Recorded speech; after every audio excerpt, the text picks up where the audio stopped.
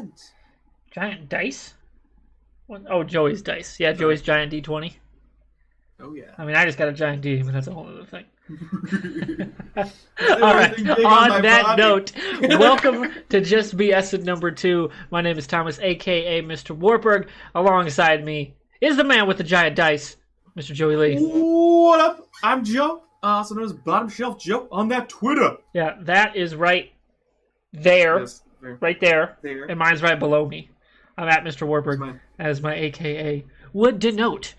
So we are the Bottom Shelf Nerds. We're just two dudes in the middle of nowhere who like talking about nerdy shit on the internet and also streaming video games from time to time.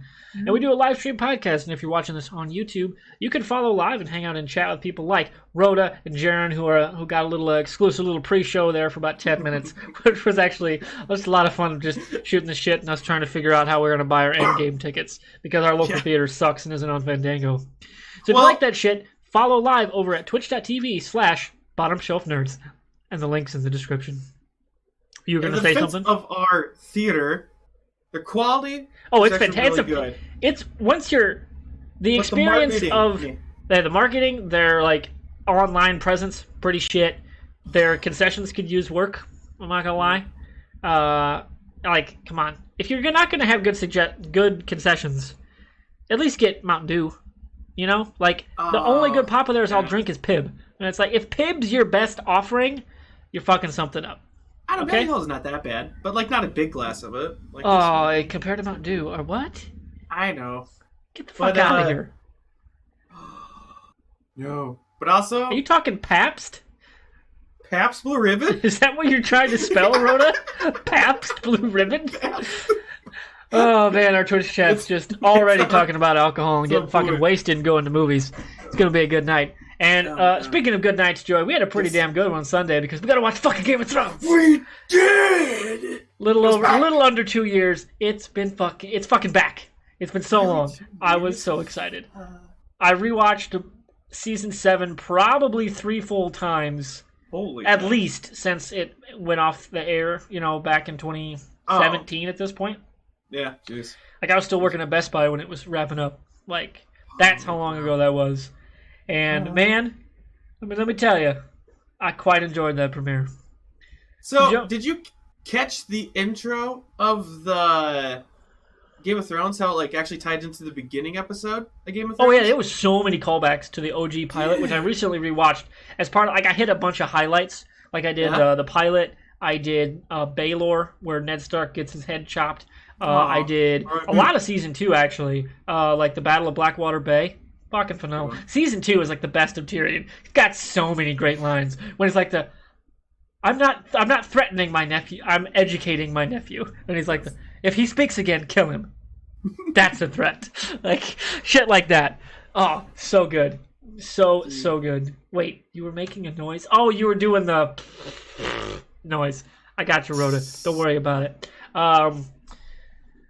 There was so many and then season 3 did I rewatched the Red Wedding and a few things, and obviously in season 4 the battle at the wall, Castle Black, the siege of Castle Black, really cool. And then season 5 was kind of dour. Tried not to hit some of the stuff because it's hard to watch even on rewatches, but Hardhome. But hold on, but you still watched the Red Wedding again? That's still season 5 is a whole season of that. Yeah. You know, like really.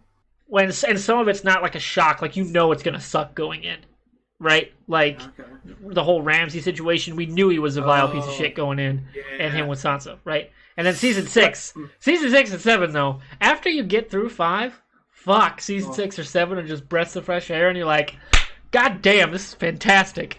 Mostly because that's exactly when they left the books in the dust, and I'm okay with that. They don't need to be all slow paced. You know, methodical, because we're at the end game here. It's fucking ice zombies going to take over the world.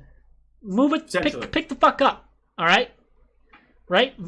Hit your beats and move on. You don't need to take 2 episodes when you can take half an episode to get to the same thing. It's okay. True. Remember traveling? Ugh. Well, yeah, we had a whole diatribe about fast travel in the last episode, but Joey, what were your thoughts on the Game of Thrones Season 8 premiere? And fuck, I forgot to hit record again. I'm going to have to clip this out and clip it back together. But yeah, anyway, we're back. It's recording. No, so my thoughts on season 8, episode 1. Damn, a lot of setup, kind of. Not kind of. Actually, there was just a lot of setup. I mean, you actually get them getting the dragon glass.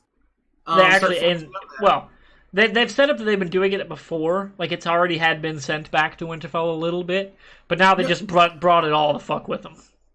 I thought they didn't bring it. I thought they were just getting it all there at that time. He was mining it in season 7. Like, they were mining it and working on it in season 7. Okay. Yeah. Damn, all right then. No, but yeah, they're working on that. What else? There was... sorry. Just got excited. Arya finally meeting Jon. That was really cool. God, I'm trying to blink. Tom, help me out here.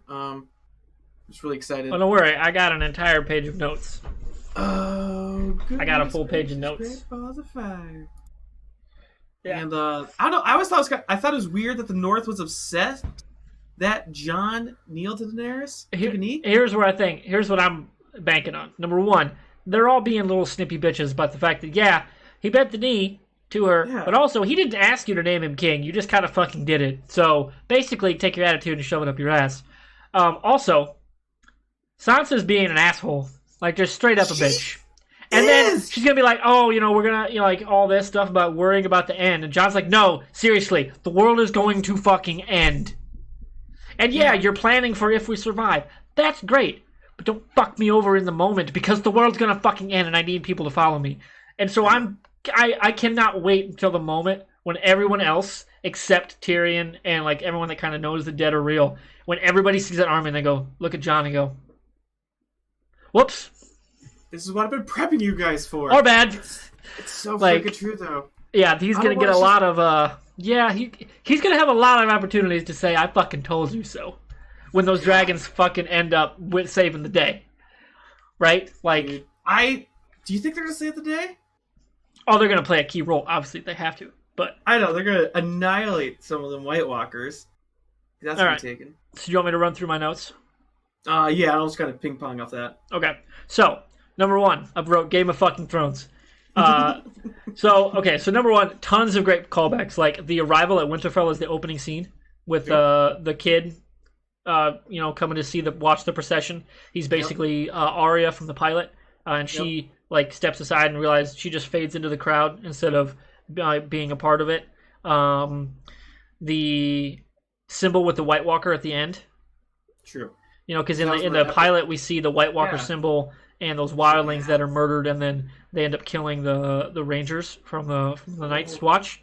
And there's a very similar sigil and connotation with the White Walkers here. We get a scene in the crypts, and we get like the procession into Winterfell when they meet, the ruler / queen instead of King Robert Baratheon this time. Lots of awesome shit. Instead of goodbyes this time between all these siblings, it's, reunions, which is awesome. And then the big one, fucking Jaime and Bran at the end. Oh, what a cliffhanger spot. That was awesome. Dude, that was so good. I was sitting here waiting for an old friend, and I thought he was referring to Sam for some odd reason. But then they bring Jaime back into it with him. I was like, oh, wow. So really there was an awesome tweet, which I got to actually pull up a couple tweets here. Okay. So Joey's Discord's gonna go away for a little bit. Unless I actually can pull it up just straight through Twitter itself. I might be able to. One of them was, number 1, man, we really should have fucking built some ramps around here. And the other one is like, "Sir, do you want to get wheeled inside?" "No, I'm going to wait out here for a full 24 hours just so I can fuck someone's day up real good." Oh, man. No, that's true. Because I saw there was a meme about it. It was a GoFundMe page to build ramps in Winterfront. Stuff like that. Okay. I thought it was pretty good. Hang on. Oh, and number 1, the fucking Tormund has the line of the entire thing with the "I've always had blue eyes." Fucking yes! I literally sit back and was like, I just fucking lost it when that happened. And then the hard cut, like 2 minutes later, to the end of that scene with the kid screaming and the fire burning through the flesh on the symbol, and you're like going, oh fuck, it's about to go down. So that was the kid. Correct me if I'm wrong here. That was Lord Umber. That was Lord Umber. Okay, that's why I have this thing up here, because I was trying to track where the White Walkers are coming from, which I think they're doing in the opening scene now, by the way. Yeah, they're following their army. The blue is coming down as the army gets closer, which is really fucking cool. Shout out to those opening credits, dude. Those were fucking awesome. So McClutchin. Damn. I gotta pull up a tab with this tweet so it's ready when I want it. Okay. We also get some dragon writing. Oh yeah. That was pretty Speaking cool. of, hold up, let me change the thing. I gotta change the thing. And yes, Quinn, Game of Thrones is more like Game of Notes. Indeed, it's literally a full page, top to bottom on a legal pad. Let me go to my full screen. While you're doing that, I'm actually going to talk about the first sentences that were spoken about in this episode. They were talking about balls. And they were. You should consider yourself lucky. Your balls won't freeze off. How can you make eunuch jokes but not dwarf jokes? Well, I have balls. I have balls. Karen's best. All right, here we go. This is... Okay. Turns out everything is better when we were riding dragons. Everything is better with Kenny Loggins. Oh, we're totally gonna get claimed here. It's fucking there. Oh, I fucking love Twitter sometimes. There are sometimes this website's fantastic. It's so good. I should probably turn it down a little bit. And then there we go. They cut out a lot of the scene, but it's real good. So good. I fucking love Twitter. Rhoda, you're an Iowa guy. You should follow this guy's Twitter. He does a lot of Hawkeye stuff, but a lot about the state of Iowa too. Sometimes it's hilarious. I had a lot of fun with that. All right, back to the main cam. Yes. So then we also got, obviously, John riding the dragon is pretty fucking dope. And he's riding for the one named after his dad, which is pretty cool. Nice little nod, if you will. Let's see what else we got. Number one, Sansa's kind of a bitch. Oh, yeah. I had a thought, thinking about how it's going to end. Yeah. I don't think she ends up in Winterfell. If she lives, I think she ends up going to the Vale. Because, Lord Royce, that guy who's from the Vale, yeah, he's always hanging around. Yeah, like, he is. Always around with her. So I think... Hold on. What? Around with who? Hold on. Sansa, Lord Royce. Okay. He's the dude that was standing by her when Tyrion came up to her. Okay. Yeah, that's Lord Royce. And he's like basically their master at arms and like basically their chief commander of the Vale, basically. So, and he clearly actually respects the Starks a great deal, far more than he does Robb and Aaron. And Robin's obviously a pretty sickly kid who knows if he can have kids, right? Like, whereas Sansa's a proven leader who's already got good ties with the Vale and like their soldiers and their commanders. So I think she ends up in the Vale and like ruling the Vale. And I think it would be an awesome twist to have Arya be like the Lady of Winterfell because she's never wanted it. She's like, no, I'm not doing that. Yeah. And then that's just what she ends up being anyway. I think that'd be a very Game of Thrones like ending for her, kind of bittersweet, but she ends up, fulfilling a portion of what her family needs, which would be, and plus Gendry would end up probably ruling the North too. Because I don't think he becomes king, but that's a whole other thing. Yeah. Number one, or not number one, but this is probably my standout scene of the entire thing beyond the end, which is such a great end. But it wasn't like a full scene, it was just a cliffhanger. Yeah. So it kind of doesn't count. The whole sequence when Sam meets Daenerys for that first time. Like, it's played for fun at first, and it really is. It's funny, you're smiling, and then the hammer drops. And you just see it develop on her face, though. I mean, like when she's like, oh. When she realizes, oh, I fucked up hard. Super hard. And you see Jorah realize too, like, oh, I didn't know. Because he wasn't there when his dad and brother were burned. Like, he didn't make that trip. Yeah, he was getting cured of... he was getting cured. He hadn't been back yet. Yeah. And I have to imagine he also would have been like, no, don't do this, because, burning people alive, kind of a bad thing to do.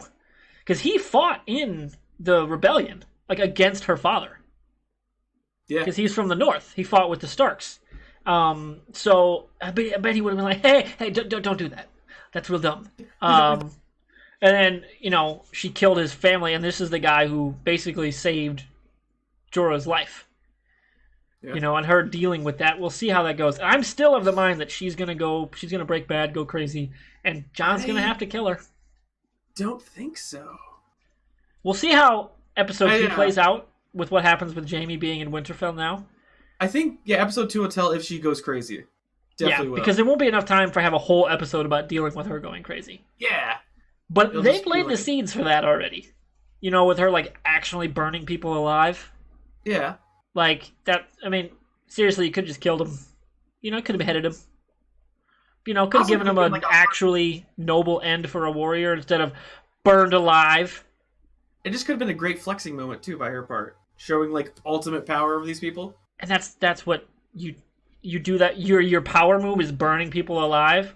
Yes. That's exactly why people rebelled against her dad. With the dragon. Yeah, but that's exactly why people rebelled against her dad, because he was fucking crazy. So he's gonna burn a whole city, though. Yeah, and she's talked about burning cities to the ground multiple times. I don't think she would, though. Yeah, I do. I believe that a few different times.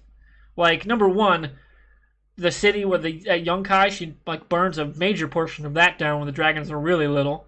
When she steals all the slaves. And she was gonna basically take down Astapor, Yunkai, and one of the other places after the rebellion in Meereen when the Masters showed up at the end. And Tyrion's like, hey, yo, just so you know, your dad was gonna do the same thing, and that's why my brother killed him. Yeah, as long as he's alive, I think that keeps her in a good conscience. But I don't know if Tyrion's gonna make it through.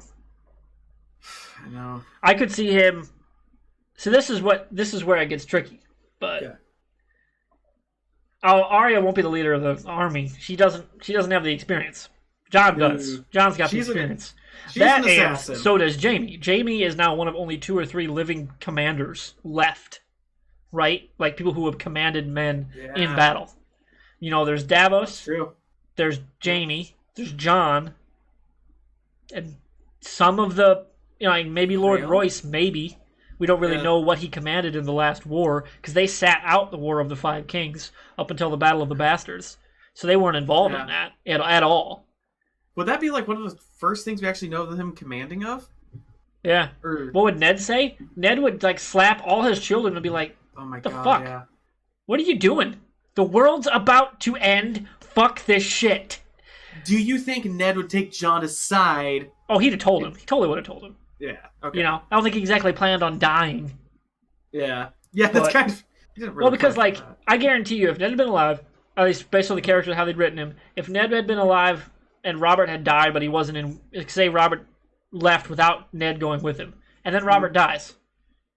I'm willing to bet Ned would be like, hey, Jon, you can totally come back from the wall, because guess what? You're the king. Yep, the guy that would have killed you... Oh, my God. ...is dead. So, you're the king. Here you go. Which would have been interesting. But yeah, and especially, again, another callback to the pilot. Ned's last words to Jon were, when we next see each other, I'll tell you about your parents. And your mother. And this is the first scene we've seen Jon standing in front of his statue.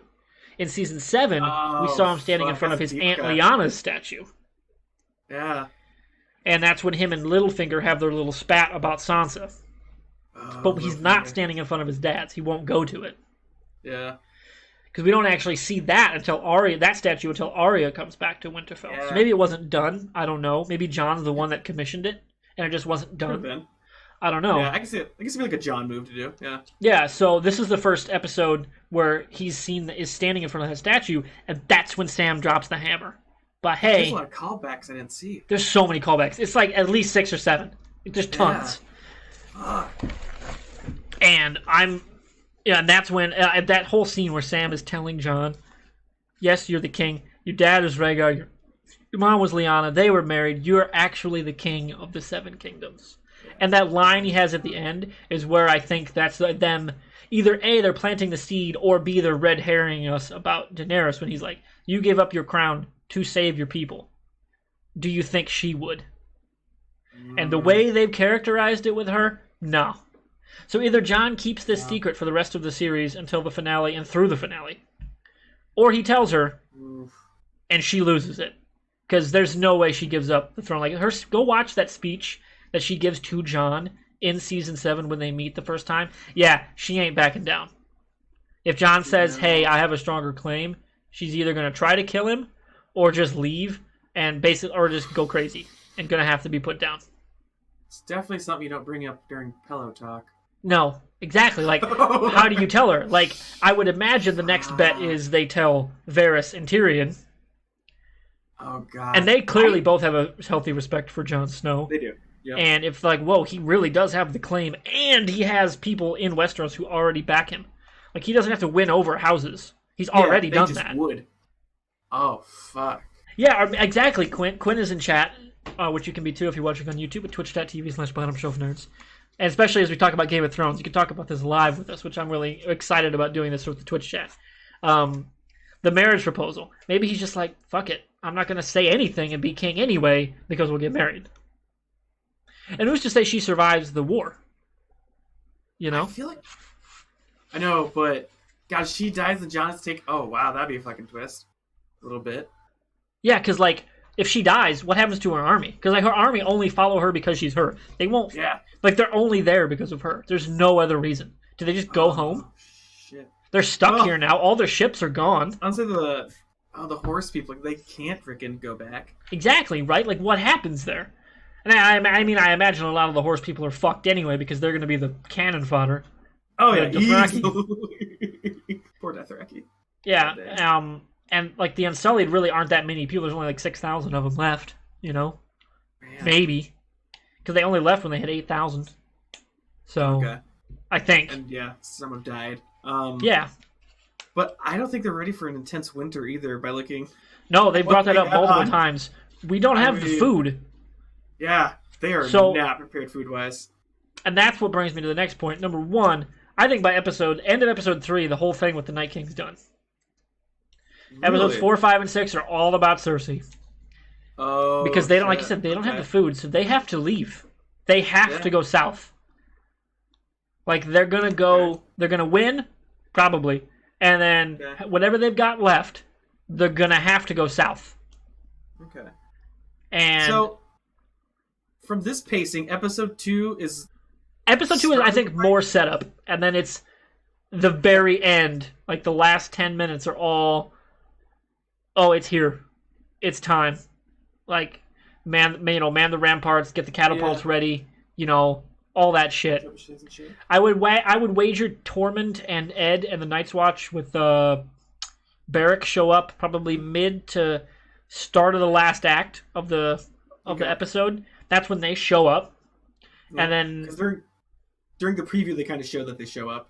Yeah, like they beat them because they basically ride their horses into the dirt to beat the dead back to Winterfell. So they're going to show up, and the bulk of the first half of the episode is going to be about the Jaime issue. Okay. And that's going to be interesting because Brienne is in Winterfell, so like she's going to, I would imagine, have to stick up and be like, actually say something about Jaime and like he has been an asshole most of his life. Definitely was when we met, but he's not that person. Hugely, yes. You know? He's definitely shown change, though. Yeah, he's one of the most fascinating characters in the entire show. So I'm very curious to see what they do with that whole bit, because like she's acknowledged that, he killed my father for a very good reason. Right? Like, murdering millions of people, good reason to get stabbed in the back. Yeah. Right? Like, not a bad thing. No. You know? I mean, to save people, fuck yeah. Kill one person, save millions. You know, and she's never met him, so all she knows is the story she was told about him. And Tyrion can only say so much. Yeah, before I mean, they met kind of at the Dragon's Moot thing, but they didn't really ever talk. Yeah. And why would they? Well, they did kind of talk back at the castle, but it was kind of like in passing, essentially. Well, it wasn't to her, though. Those two individual characters didn't ever talk. Tyrion and Jaime? Yeah, I think he asks her one question. He's like, how many? And then she says 100,000. And then he just sits down going, oh, we're fucked. We're fucked. And that's all they talk in that meeting. I don't think he ever speaks to her directly besides that question. Because I rewatched that like twice in the last month. I'm pretty sure on that. I could be wrong, but I'm pretty sure. He talks mostly to Brienne at the end. And to Jon. When he's explaining, yeah, the dead are fucking real. Yeah. So that'll be interesting. Speaking of having to go south, they sure won't be fighting any fucking elephants. That's a fucking great little... I wanted those elephants. So good. I wanted those elephants. I wanted to see an undead elephant so bad. Yeah, I don't think the Gold Cloaks were ever gonna fight the undead. Yeah, they're the final. I think that they're going to be the anticlimactic final fight. You know, I think they're going to get their shit kicked in, basically. Especially if a dragon survives. If one of Daenerys' dragons survives, wreck house. Oh, they're fucking dead. Like, they don't stand a chance. Because, I mean, Daenerys could lose literally over half her army and still have more than 20,000 soldiers left. Yeah. Plus all the Northmen. And plus any Lannisters willing to back Jaime and Tyrion. Which is, like, pretty big, probably. I mean, I think Jaime still had some respect. Jaime's got a lot of respect because he's the proven battle commander. He won the Battle of Highgarden. And, he's his father's son. And, he's the heir to Castle Rock. And all that. The thing is, the bank scares me. And people know Cersei blew up the Sept of Baelor. They just know. Yeah, they do. Like, nobody thinks it was an accident. They just know she did it. And if he came out and said, yeah, my sister's fucking crazy, go ahead and pick a different ruler, back somebody else, people would show up to support him. They would. But, like, do you think the bank betrays her, Cersei? No, because she's already got the money. She's already paid for the gold cloaks. Okay. Already has. I thought her father said they were in debt to the bank. They paid it all. Season 7. Okay. Yeah, they paid it all with the sacking of Highgarden. They got all their gold.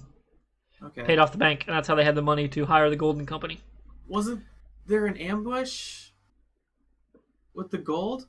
No, the gold made it back. The food didn't. Food didn't. That's what it is. Okay. Yeah. Yeah, that's the loot train battle. But the gold made it all back. Okay. That was the first thing they got out of the city at the beginning of that episode. Fuck. Yeah. Alright, so the bank definitely won't betray her then. Yeah. Alright, like I was thinking. Other notes. What do you think's going to happen with Bronn? Dude, I don't know. Also another callback. He's in a whorehouse. Yeah, it's pretty cool. I think he doesn't kill any of the Lannisters. No. I'm curious if he takes the shot, who dies, because it won't be one of those two. It won't be. I'm wondering if Podrick takes the bolt. Oh, sad face. Hey, it'd be a fitting end. Yeah. Especially if it's for Tyrion. Oh, yeah. Right? It fucking would be, dude. Right? Like, that'd be such a fitting end for Podrick. Like, a good, heroic death. Yeah. Because there has to be some serious character death going on. Right? Oh, yeah. Like, they're gonna start dropping fast. I'm putting money on Theon so bad for death. Yeah, but I don't know if... his, like, redemption arc. I don't know if he needs a redemptive death, though. He's already got redemptive torture, and redemptive ass-kicking, and redemptive saving his sister. Right? Like, I don't know if you need redemptive death for his character to get there. I mean, I think he could just die. Like, straight up get, like, a fucking bolt to the chest from the Night King or whatever. Right? Like, he doesn't need to just die super heroically and awesomely, but he could just be dead. Like, just get randomly killed. Which would be an interesting way for them to go, because I imagine a lot of people are just going to start just fucking dying left and right as we get going into this. I know. The final battle. Dude. Because I don't think anyone's going to... Do you think anyone dies episode 2? Depends. Again, it depends on how long... Because, like, number one, the weird thing is... I don't think Bronn's going to have anything to do with the going north bit, because they're setting it up as though it's all happening at the same time right now. Mm-hmm. There's no way he gets up to Winterfell in time. No. So they're definitely traveling somewhere probably when they meet up. That's where I think they're going to have to go south. Yeah. So we'll see what happens. Do you think they go to the Iron Islands, essentially? They're setting that up as a possibility. If the shit comes to... if the real shit happens, they have to... How much food do you think that the Iron Islands Not that have? much. But if they can fish, I know. That's the thing. They probably do have a frick ton of fish. yeah. So who knows? But they don't have any wood anymore because they used it all. Yeah. Jesus. Like yeah. they fucking deforested their entire civilization to build those ships. Like seriously, the Islands are fucked. Like they have no economical future Yeah. because they can't build anything. They can't make anything. They can't make fires. They can't make weapons. They can't do anything because they have fucking nothing left. Euron fucking wasted their entire self-sustaining like natural resources economy. He did. Right? Like to build hundreds of ships that are all gonna be destroyed by fucking dragon fire. Because of course they fucking are. They're fucking wood. Just floating on water. They're dragons flying in the air. They're fucking gonna get them all. Yeah, they're fucked. And I think he leaves. I don't think he finishes the fight. I think he's just like, well, Yara took the throne. Cersei's fucking crazy. The kid ain't mine. And I think she's gonna miscarry. And I think so too. Yeah, and I'm pretty sure Jaime's gonna be the one. I think. Oh shit! What if Bronze shoots Jaime but doesn't kill him, and he's dying? Mm-hmm. And then as he's dying, he kills Cersei with his golden hand and just chokes her with it as he's dying. I could totally see that happening. Be interesting. Yeah, I could totally see that happening. That'd be a very Poetic. good way to end like episode 6 maybe. Yeah. And then almost like a weird episode 5 and then episode 6 is the epilogue basically setting up what happened with the world. God, yeah. You know? It'd be very fitting. We forget that has to happen, so Yeah, because like they have to devote a significant. I mean, it's been eight episodes, 8 years of 60+ minute episodes. You have to devote a lot of that finale time to re-world building. fuck. Because it's not like the world ended. They're not pulling a Battlestar and showing up on a different planet. Yeah. Right? Like the world's gonna keep spinning essentially. Yeah. Ooh, another thing I can see with Arya. Her just taking a ship and just going west, like she said. Like, I want to see what's west of Westeros. Like, her just chartering a ship and just fucking going. That'd be cool. Yeah, I can totally see that. But, yeah, I'm curious to see... Obviously, the big thing next week is the Jaime mock trial and the very final setup for BAM, here we go. Fucking Night King is here. And we're going to get an entire, like, 80-some minutes of just pure fucking undead carnage in episode 3. Because apparently the largest battle and most expensive like battle ever put to film, TV, movies, you name it, the most expensive of all time. Which is fucking crazy.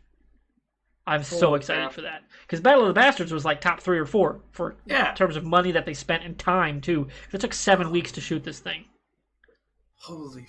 It's the most expensive and the longest shoot like ever for a single like episode or show thing. Like battle.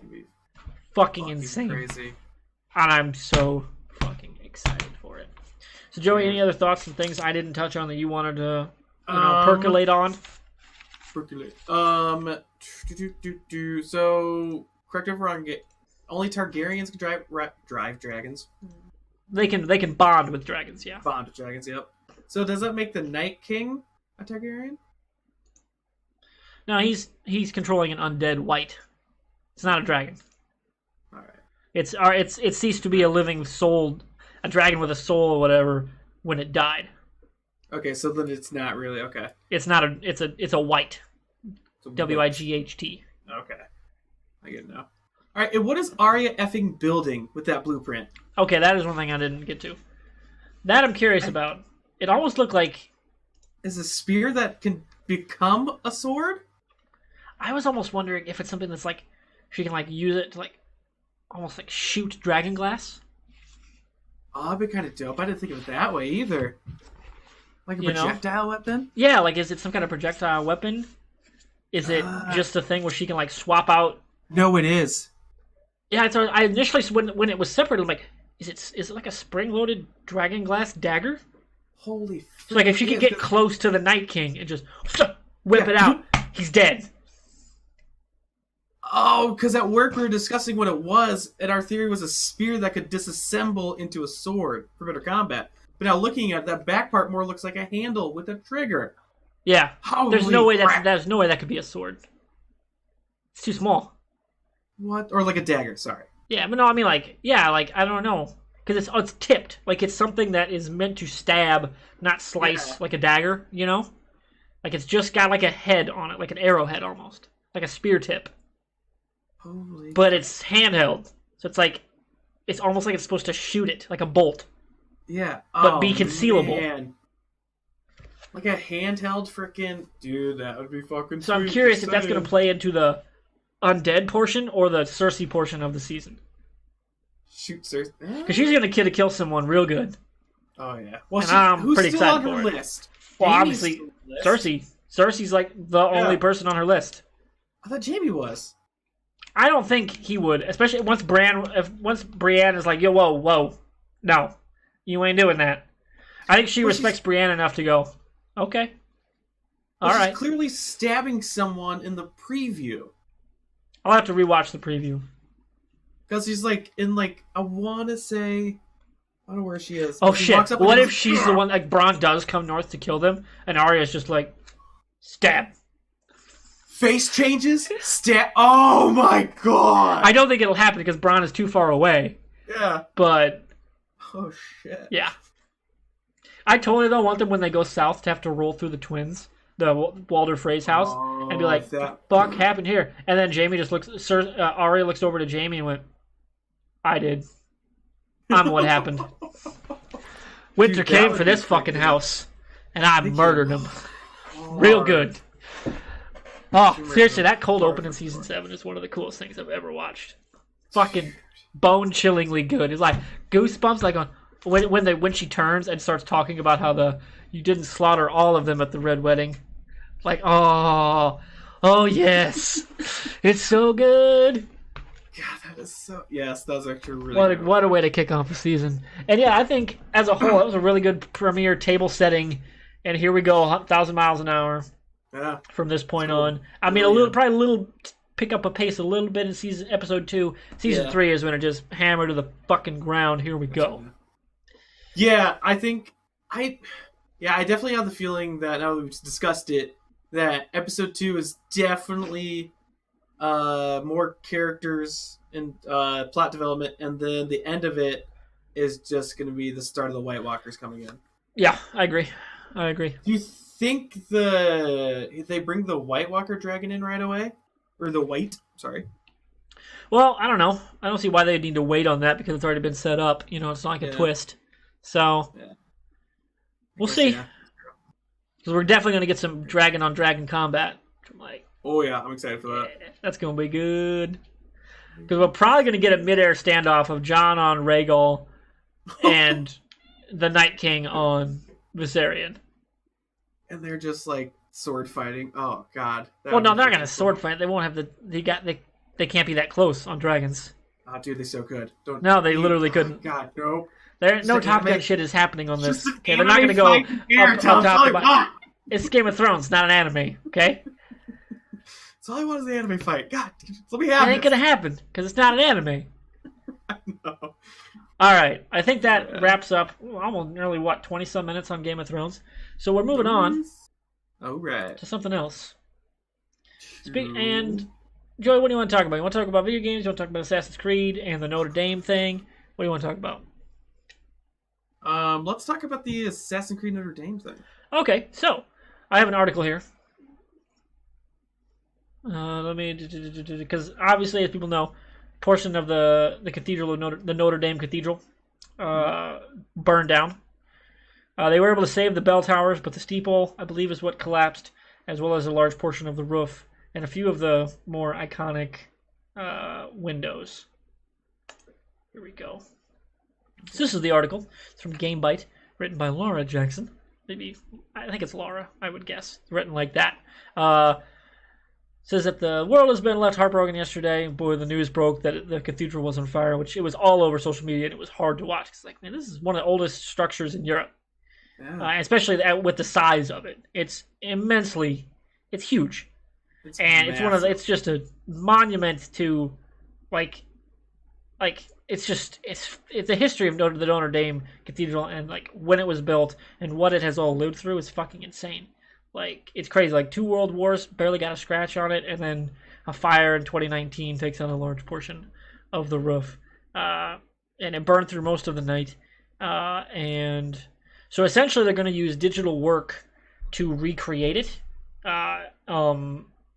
because there was some restoration work done in I want to say the 1910s and stuff done anyway. So a lot of it isn't super original, especially up on the top with the roof and everything. Obviously, with weather being a thing in Europe, of course they need to redo stuff. And one of the games they're doing that they're using because it was such a well recreated digital work is Assassin's Creed Unity. That's freaking which awesome. Gets a lot of shit for being a game, but the world that they built and the mechanics of it and how it portrayed that era of France is pretty fucking cool. So that's cool that they're using a video game got so accurate they're using it to recreate something. I like that. Yeah. So it's they're using here's I'm pulling up the Twitter here. Okay. Just some photos. Just how amazingly detailed it is. I remember look the rose window and stuff here in the middle. It's fucking crazy. Yeah. It's really cool. Yep. So let me go back to the article.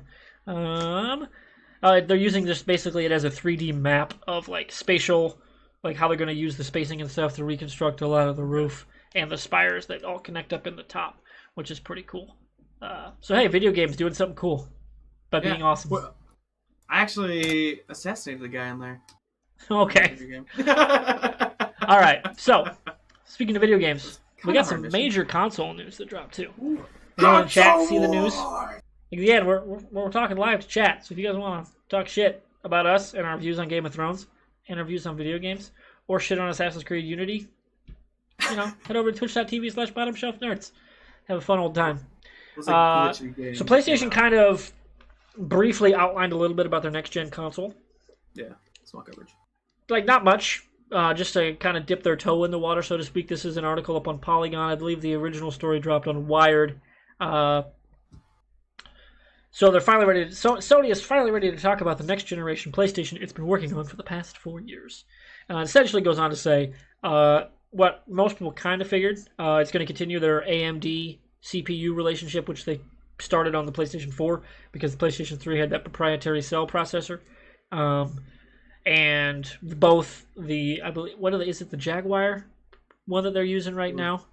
I can't remember. But essentially, Xbox and PlayStation use a very similar processor, both of AMD make. Excuse me. So they're going to jump to the Ryzen processor, probably a next-gen Ryzen, so probably not a current model that we know of right now, obviously. And a GPU based on their Radeon Navi cards, which are capable of ray tracing, which is basically real-time light tracing of how light affects in real life. It's fucking insanely detailed and insanely power hungry. You need a massive card to be able to do ray tracing. And it can support resolutions up to 8K, which is pretty cool. Obviously, we don't have any TVs that can do that right now. Yeah. But hardware like this is one of those areas where the cart kind of gets put before the horse sometimes. Where you need the content and the hardware. You need the hardware to drive the content, but the content is what is going to eventually make the hardware cheaper. Because more people are going to adopt it because of the content. Yeah. 4K. 4K Blu-ray players a few years ago were $500. Now they're down to $200 because there's more 4K shit to watch. More people adopted it so they could sell it for cheaper. At some point, you need to have more powerful hardware that's expensive, and then it eventually dips down as demand begins to increase as more people adopt the hardware. So that's really all they dropped. It said other than that, it just won't launch in 2019. So that I didn't expect because they're not coming to E3. And if they were going to have an E3, that's when they would be like, yo, we got something for you. I thought it was kind of weird that they weren't going to E3. I don't E3 is losing its build or oh, they still have plenty of shit. Not as big as it has been in the past, but it also has always kind of gone up and down. It's had major peaks and valleys in its history, where it only very recently it was a public event anyway. I want to say, what was that, 2014, 2015, where they finally sold badges to the public. And it's gone up and down in popularity and attendance for a long time. But yeah, and they also don't have any games to show at E3, Sony. All their stuff is either coming out that we already know about. It's already had trailers and launch dates, and we know it's coming. So they don't have anything to announce. Not really. probably until the winter or next spring when they're going to be like, hey, here's our new console. Here's the next like actual confirmed date for when we're going to do Death Stranding and all these other, next gen properties, like probably Horizon Zero Dawn 2, whatever sequel that turns out to be. Maybe it's Horizon 1 Dawn. I don't know. No, don't laugh at the number joke. Thanks, Joey. Oh, sorry, I was reading an article a little bit. Okay. But yeah, them about the Razer 3 generation. Oh, okay. Nothing to do with the content we're talking about at all right now. Oh, it totally is though, because 3rd generation isn't released yet. For what? Oh, you're talking Ryzen. I thought you were talking Razer. I misheard what you said. I misspoke. That's on me. Okay. Yeah, 3rd generation is expected to be released in mid-2019. Yeah, but I don't think they'll run on that. They'll run on the next one. Because like right now, the CPU that is in my Xbox, you can't buy. Because it's proprietary, kind of. It's basically a little slimmed-lined version that they bought in mass and licensed as like exclusive. Like it's their specific. We make these for consoles and consoles only. Okay. It runs on x86, so it runs just like this processor that's in my PC. Because I have a Ryzen 27X, but it's not exactly the same. Horizon New Dawn, that'd be a good name. Nice. That's actually a good one, Jared. I like that. That one, I think that plays well on the old ears. I like that. So I assume that's going to be a launch title too, whatever sequel that turns out to be, because that was a very critically acclaimed and sold really well. So I assume that's going to be a launch title for the PlayStation 5. Graphically beautiful game too. Oh, it's fantastic. And if they're going to be dropping Ryzen and this new ray tracing stuff, man, Horizon would be the kind of world to do it. Like a Virgin World type sci-fi. That'd be a great game to do that on. Yeah, you can go pretty crazy with your graphics. And speaking of E3 and coverage and PlayStation's main competitor, Microsoft, they announced some shit today. Oh, they did. They confirmed the launch and not a specific day, but a specific month of this year, where they're launching a discless Xbox One S for at pre-order $250, but the pre-order comes with 3 games. So I would imagine the hardware just by itself is going to sell for $200, but you can't buy that yet. You can't even pre-order it. You have to buy the bundle with the games. So basically, it's a no-disc Xbox One S. They said they're gonna keep it $50 cheaper than the Xbox One S terabyte version at all times. So it's probably going to be a similar price actually to the Xbox One S with the 500 gig hard drive, which is actually kind of hard to find anymore. Most of the ones have the terabyte now anyway. No, the 5 gig, which is, I got the OG 5, it's not the S, and that thing, I recommend if you're going to go get an Xbox, do the terabyte. Especially digital. If you're going to do digital, get the terabyte. Plus get an external, because they're all USB 3 anyway, so. Yeah. But yeah, it's going to have a terabyte hard drive. Like you said, Lawrence Erb, Major Nelson, so they're going to try to keep it $50 difference between the Xbox One S and the digital version during sales as well. So when the One S drops, the One S digital will as well. Okay. And the games it comes with are Minecraft, Sea of Thieves, and Forza Horizon 3. That's a pretty good setup. Yeah, and I mean they're all games that Xbox pretty much owns. Yeah. As exclusives, and I believe they said the deal on now, like retail wise, if you bought them all at $60, it's like $120, something like that. Which on top of the console, it's not a bad deal for $250. If you don't use that, if you use it as a stream box too, because this is them. They really are, I think, seeing finally what Xbox could with the One S and Games Pass. I think they're realizing what Xbox could, what they wanted it to be when it launched, which was all digital. It's your hub for streaming, for gaming, for your Blu-rays. Now, obviously, this one's discless, but so the One S had similar incentives to get into it because it launched around when Game Pass launched, and like this games as a service, gaming, not just specific games, but gaming as a service, and doing it by themselves without a GameFly, without a GameStop, just doing it your own fucking self as the publisher, as Microsoft. Like, they're seeing what I think they wanted to go as they're ending this cycle. Which I think is cool, because it sets them up for good, hopefully, a rebound with the next-gen consoles when all that comes out. Because I think it's always better for everyone when they kind of swap who's winning. Winning. So like next year we can get some. Yeah, it's always good to be like competing and like we said, Sony's not coming. Sony's not coming to E3. It's true. Microsoft has been like, hey, get fucking ready. Like they've been saying that. So I'm very curious to see what they drop because I guarantee you this is the table setter. This is the appetizer. This is your mozzarella sticks. Your fucking your corn dog nuggets, and then they're gonna show up at E3 just be like, yo. Sony's got this 8K ray tracing thing. Didn't have a lot of details. Boom. Here it is. Here's the day. Here's the price. Here's what we got. Boom. Let's fucking go. Be them swinging a big OPP.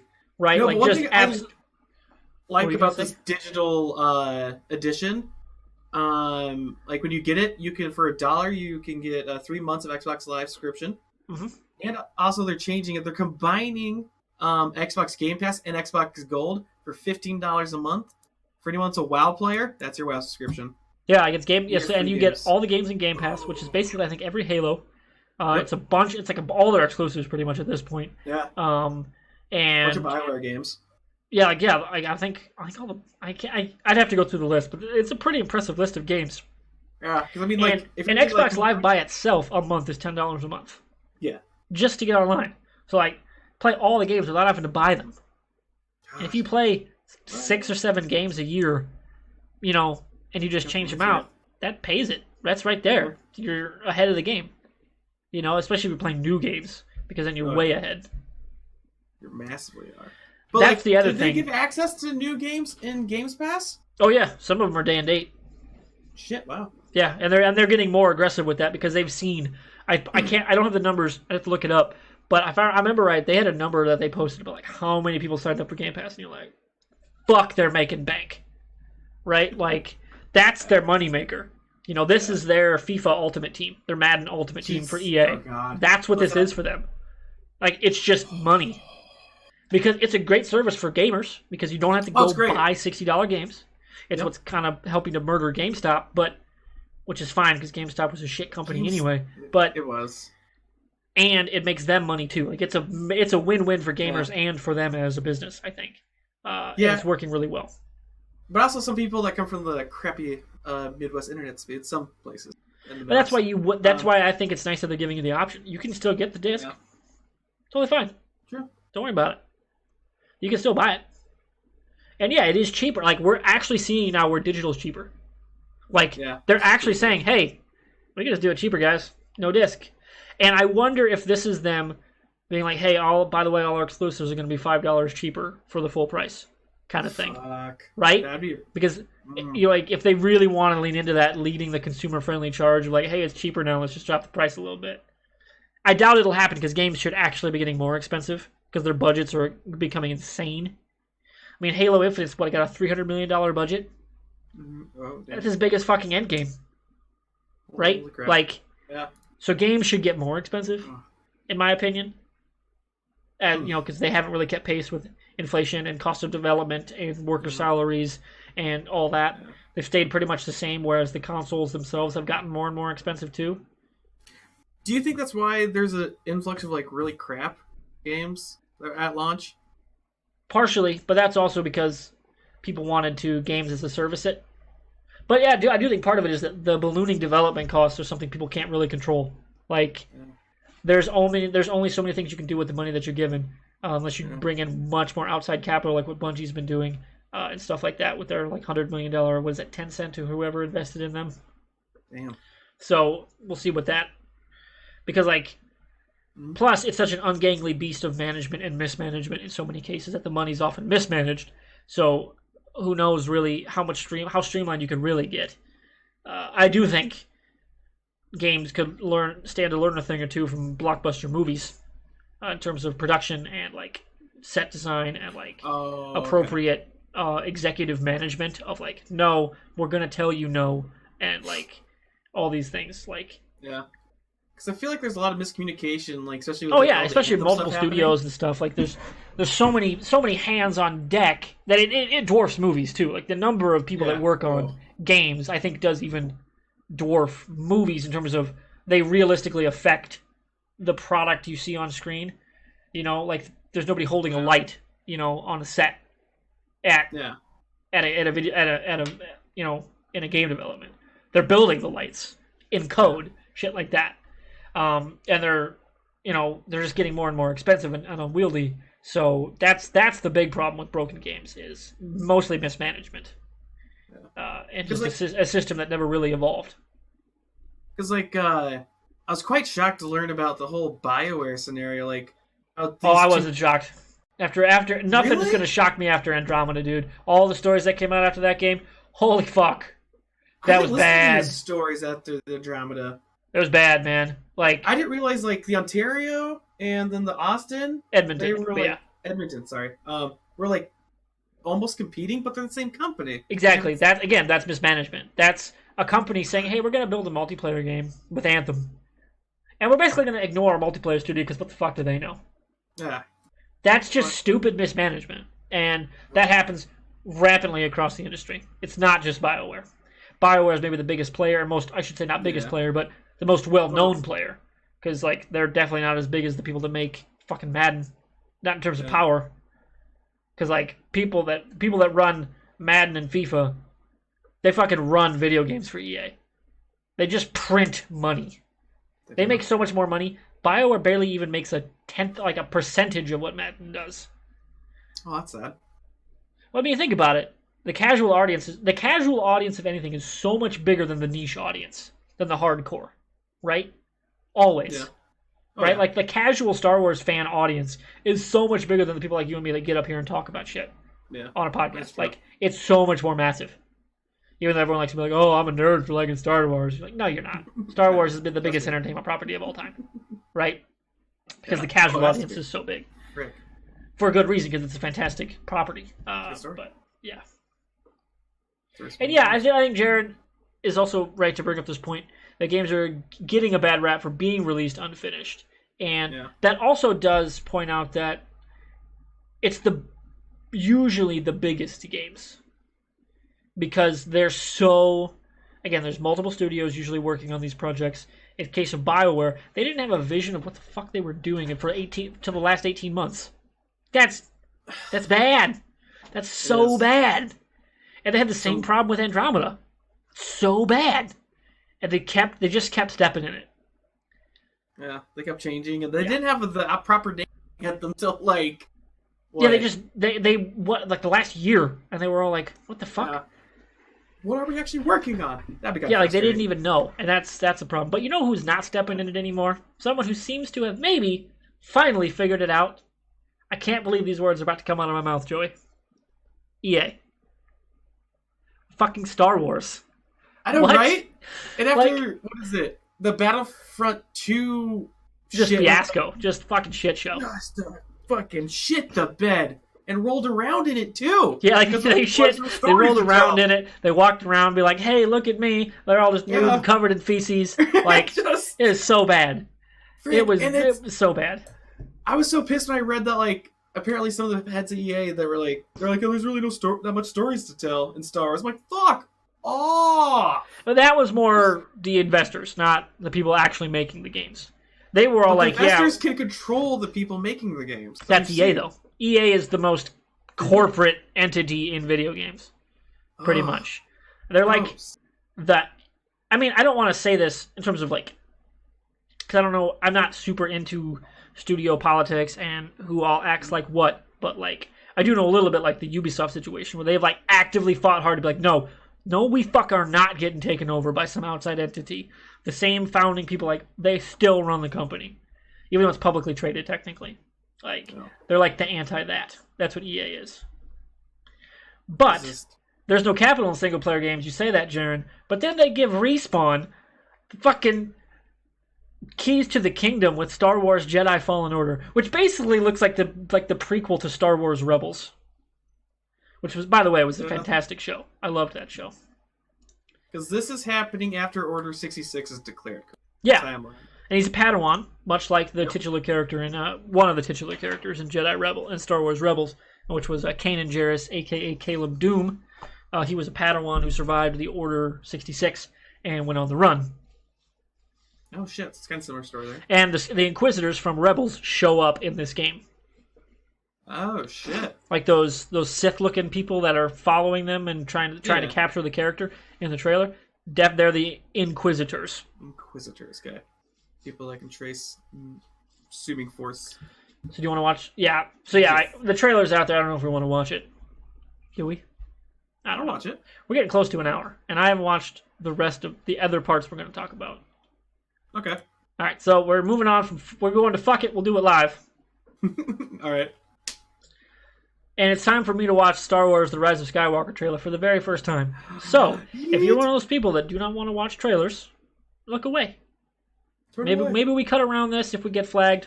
We'll see what happens. If you're live on twitch.tv/bottomshelfnerds, get ready.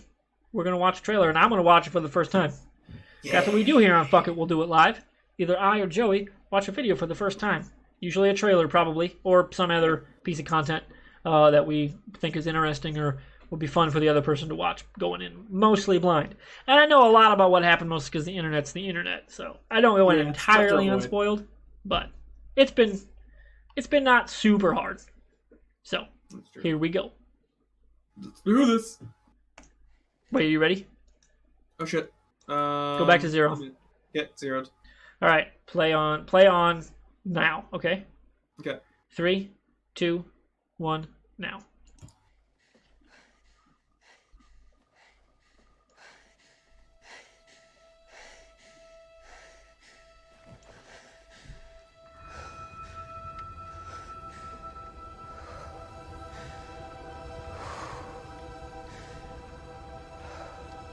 We've passed on all we know. 1,000 generations live in you now.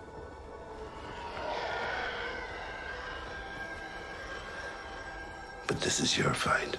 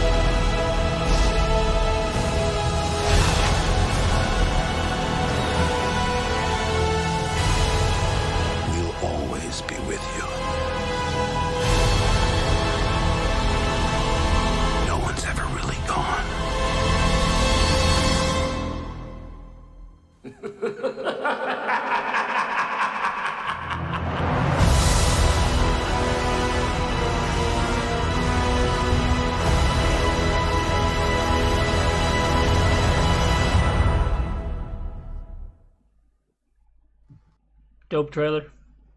All right. So thoughts? Got some essential ones. Number one, I love how J.J. Abrams is like, yeah, this whole let the past die, kill it thing. Fuck that. Let's get back to what was awesome about Star Wars. You know that whole mask that got destroyed from Kylo Ren? Yeah, here's a shot of him rebuilding the entire thing. Lando, totally back, driving the Falcon, being awesome. Luke, totally back, being awesome. You know, he was dead. Now he's not, kind of. It's the Force Ghost thing. I think the movie's probably going to open with her being trained by Yoda and Luke and whoever else. Like maybe they have somebody else. Because I think where they're going to end is Skywalker, The Rise of Skywalker, is like, it's no longer Jedi or Sith. It's going to be the middle ground. Like, a Skywalker is essentially what we, in the EU, called a gray Jedi. You know, someone who was able to basically use all of the Force, you know, kind of like how like Qui-Gon kind of acted and used the Force too. He would be probably the closest, other than Luke, that we saw in canon, I think, to being a true like middle ground balanced Force user. Especially if you read some of the books that Qui-Gon was in, but that used to be canon and are now not. But yeah, and. Rip. I'm guessing that's probably Poe or Finn flying that like TIE interceptor that she's leaping over, because it's clearly a training session. Like they're Yeah. if it was an actual pilot, they'd just fucking shoot at her. So it's clearly yeah. a training thing. But man, that was a good trailer. That was just a good opening trailer. Now, to be fair, I don't think any Star Wars trailer is probably ever going to beat the... I remember it was a fucking worldwide event when the Force Awakens trailer dropped. Right? That was like a fucking moment. God, yeah. Like when they show the Falcon for the first time. And like, it's just so good. What do I remember? Yes. See, the Palpatine revealing thing, I don't think it's going to be a surprise for the fan. I think it's going to be, again, when they're doing that whole training thing with like all the Force ghosts, I think that's how they're going to bring him in. Is like, she's going to be not just trained by a Jedi, but also like have like Palpatine show up and shit. Right? Like, that'd be kind of interesting. Show her like, kind of like the other side of the Force. Make her yeah, like the whole Jedi. package, not just the light. You know? And... Yeah. I think that's going to be how they bring him in. I don't think that's going to be an endgame thing. I think that's going to be very much front and center for the movie. Or Palpatine is more on the Kylo side of things. There we go. Try and train him. Yeah, Still more the powerful. Fusion's right. The TFA trailer, the Monday night when they dropped it. They dropped it. If you're gonna drop a trailer, you drop it on fucking like what? It was week 4 Monday Night Football. Like that's a hell of a time to drop a trailer. And it fucking set the world on fire. Like, bigger than any event. I think it was even bigger than the Avengers ones, like Endgame and Infinity War, which were amazingly popular trailers, because they were also really, really good trailers. Man, that Force Awakens trailer, though. And I think Force Awakens is going to be looked back on more fondly, especially through the lens of The Last Jedi. But man, I fucking love Force Awakens. So good. So what do you think, Joey? What do you think of the trailer? Trailer? Good. Doesn't really give away anything. I like the introduction. To Lando. That was kind of cool. Fuck yeah! I mean, he's Like, too old to get the high laugh that he had in the old movies, but still, they go for it though. I hope that's kind of nice. Oh, TFA movie night, dude! Like you had to ask. Are you kidding me? Do you have that little faith in me? It will happen. I just did 23 weeks straight MCU for Rooster Teeth, Iowa. We will fucking do Force Awakens. It's gonna be awesome. Pretty good. By the way, I was talking to Chad if you watched on YouTube. They're introducing another kind of robot besides BB-8. So that was kind of interesting. I think it's probably Lando's, probably. Another kind of like, I don't know, toy selling point for it, I'm guessing. Probably. Yeah. I like to see that he's using Kylo is using the lightsaber's hilt actually to stab someone. It's yeah. kinda like he's like lifting him up and just like basically body slamming him with a lightsaber. Yeah. That's like, pretty fucking cool. That was a really cool scene for him. And the kind of like probably redemption more towards the dark side, because I got a funny feeling he was. What was it? He's kind of leaning more towards the light. I felt last one. He's full tilt bad guy. He's going full tilt now. He's full tilt bad guy. It's full tilt. Right. He's like, fuck it. Kill everything. Especially with JJ back at the helm, he's full tilt bad guy. Yeah, full tilt. He's killed millions of people. Probably billions, because he blew up an entire solar system. Yeah. So, fuck him. He's bad guy. He doesn't need to be redeemed, and he ain't gonna be redeemed. Nope. Just deserves death. Talked about the Rey. Now, we haven't said. Rian Johnson said he'd be fine with the retcon if it happens, but he also said he hasn't really read the script, or like he hasn't really been read in on what's gonna happen. Okay. That part I don't remember, but he's the one that brought up the retconning, not JJ. Nobody else on set did. Ryan did. So I don't know. Rian Johnson did. So I don't know if that's actually going to retcon anything, because I don't think you need to. If there's more to the story of his parents, we'll see. I don't think it's really necessary. Especially if you're going to move on from the Jedi Sith bullshit. Yeah. And move into, basically the name Skywalker is now going to be the name of a Force user. Like, oh, I'm a Skywalker. Yeah. You know? I think that's actually a pretty cool evolution of, the character and his legacy. In Luke specifically. As well as his father, Anakin. But, I'd be curious to see where that goes. So, Joe, anything else? Nothing. I want to figure out what that building was in the background. Which one? On the last shot. Where they're standing over water? No, that half C. Kind of does like building or mounting. Yeah. Yeah, it's a Death Star. Death Star? Shit, I didn't see Yeah, that. they're like, again, that's the other thing. The past die. Let the past die. Kill it if you have to. JJ. I mean, here's the wrecked Death Star. Huh? Ah. Which, by the way, totally, that's, you want to talk about, like, number one, the wrecked Star Destroyer in Force Awakens. That whole sequence around it with her and scavenging it, and then the Millennium Falcon chase sequence through it. Yeah. Oh. That's pretty cool. So good. Follow. And then now they're gonna have a scene where that's where maybe Palpatine comes in, and she like goes to like the Death Star 2 or whatever. No, and he's trying to like convince her to be. Oh, he's not gonna try to convince her that because it's gonna be a time jump too, like they said. It's not gonna be a direct pickup. Okay. And that's Infusion over in chat. So if you're watching on YouTube, like again, you can follow live at twitch.tv/bottomshelfnerds and get in on this chat interaction as we talk about nerdy fan theories and shit. Curious how Lando is going to play into it. I was always of the mind that they're going to lean into him being basically like the galaxy's most charismatic smuggler. And if anyone's going to be able to rustle up an army of smuggler ships and badass like bounty hunters and shit to help the rebellion/resistance, because now they're the full-on rebellion. They're not even a resistance anymore. Yeah. They're the rebellion now. If anyone's going to be able to rustle up an army in the wake of probably General Leia's passing, it's going to be fucking Lando Calrissian, one of the richest, most charismatic men in the galaxy. And I think that's how he's going to show up. That's my bet. That's my bet. He shows up with like, hey, I heard you could use some ships. And then, boom, bunch of hyperspace windows open. And it's just a ton of ships open up. Be like, hey, we're here to help. If that happens, I'm so excited to see the design of all the ships. Just that's what I love about Star Wars. Just like, the ships are so cool looking for me. Yeah, like the universe design is just, it's so cool. So good. It's so cool. And speaking of universe stuff, did you see the Mandalorian photos? No. The Mandalorian looks. looks. This is the first time I've seen this. I'm like, what? A lot of people have been talking. Are like, oh, there's going to be no more premium service shows after like the shows that everybody watches after Game of Thrones. I'm like, bitch, have you seen the Mandalorian coming out? Number one, Jon Favreau, he's fantastic.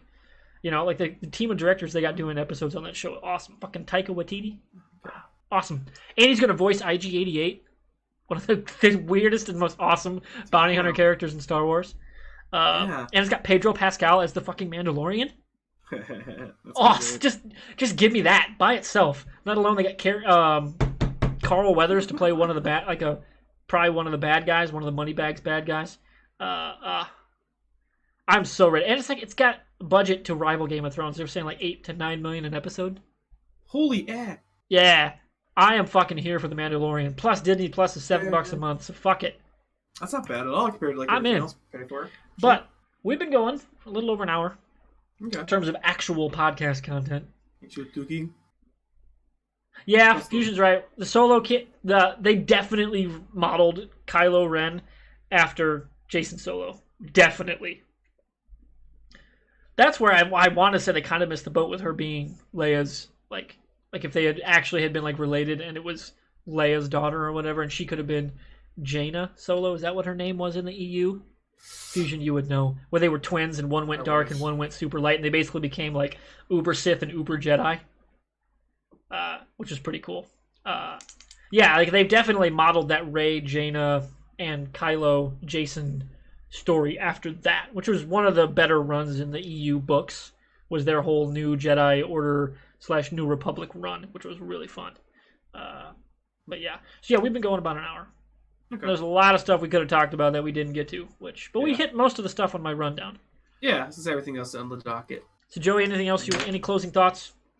No, I think I might have to get Disney Prime now, or whatever they call it now. Yeah, whenever it officially launches. I don't think did they give an announcement date for that? I don't know. I'm scanning and I'm not seeing dates. So no. I didn't see a date. I just saw 2019, like late 2019. So yeah, probably before Christmas. And I'm guessing before Star Wars. Probably Thanksgiving weekend, maybe. If they wanted to be. Going. Yeah, they're pricing it like a premium add-on. More so as a standalone channel. Like a premium add-on for what? Well, like how you can add on like Showtime and Stars to Amazon. Oh. They're pricing it like that. Okay. As opposed to being its own thing. Which I appreciate. Honestly, the price model reminds me a lot of DC Universe, which, by the way, one of the most underrated buys in streaming media, because it's like $9. You get over 20,000 fucking comics, the entire DC back catalog, which is fucking insanely huge. It's over 76 years of comics. You get all of it. Oh. Plus, you get Young Justice seasons 1, 2, 3, which is an ongoing show. You get all their animated movies near day and date to their goods, and their animated movies are fantastic. You get a bunch of the live action stuff, and they're gonna probably get more of the live action stuff as they continue to grow because there were existing networking deals and whatnot for where they could show up, like Wonder Woman and HBO and et cetera, et cetera. And again, they don't have to pay licensing fees like Netflix. And again, same thing with DC. They don't have to pay licensing for like Justice League the animated series, Batman the animated series, some seminal animated work. They don't have to pay licensing for it. They can just host it for free, basically. They don't have to pay shit for it, and they can only charge $9. And plus Doom Patrol and Titans and all these other shows that they've got that are in production. And I'm willing to bet as the CW winds down their superhero stuff, you're gonna start to see a lot more pop up on DC Universe. Damn, that'd be pretty cool. Yeah, and they've clearly got the budget to make it happen and make it look good. So, but that's a whole other topic of conversation, and I could do a whole podcast on DC. And if we did that, I'd definitely have to get Mr. Fusion in on this shit. Okay. Yeah. So yeah, thank you everyone for hanging out as we talked about Game of Thrones, Star Wars, little video game shenanigans, stuff with like Assassin's Creed, and some console goodness. Next week we're going to be back probably Tuesday, because I actually kind of like the Tuesday thing to give us a little extra day to marinate. Is it marinate or marinate? I can't remember. On the Game of Thrones-ness we got going on in the world for the next 5 weeks.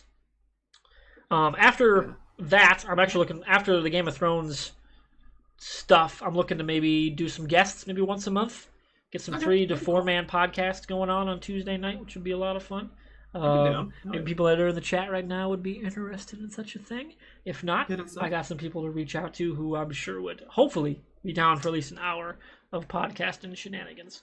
So thanks everyone for hanging. If you're watching this on YouTube, you can follow us over at twitch.tv/bottomshelfnerds. Go ahead and like and subscribe on this channel too, because we post all those breakouts here. Keep the pre-show separate because that's something that's exclusively for the Twitch audience. But let us know what you thought about our Game of Thrones recap / thoughts on where the season's gonna go, as well as what you're hoping for Star Wars in the comments and stuff. Because man, I could talk about Star Wars all the fucking day. And if I get get in a comment argument with someone during work, I'd consider that a highlight of my day. So, see ya.